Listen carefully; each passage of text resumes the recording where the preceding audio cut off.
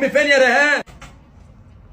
امك تحت الترابيزه. بتقول حاجه يا اسلام؟ بيقول حاجه؟ انت طرشه ولا ايه؟ ده الجيران سمعوا، ده صوته اعلى من مسلسل سيد الناس. في ايه؟ احترام الاستاذ عمرو سعد والله، بس المسلسل انتوا افورتوا زعيق زعيق زعيق، تقريبا مفيش مايكات وفرتوا انتوا بس يعني لو في فرصه ان انا اطلع ازعق معاكم مفيش مشكله عادي، بطلع بعرف ازعق كويس. امك تحت الترابيزه، فاهم؟ هعرف ازعق كويس جدا.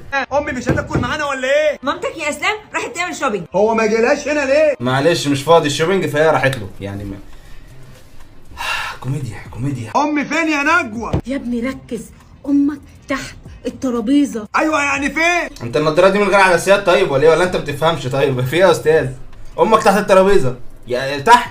فين بص زي دي تحت الترابيزه اهو. ايه؟ مفيش. بصي قولي باي للناس، اعملي باي.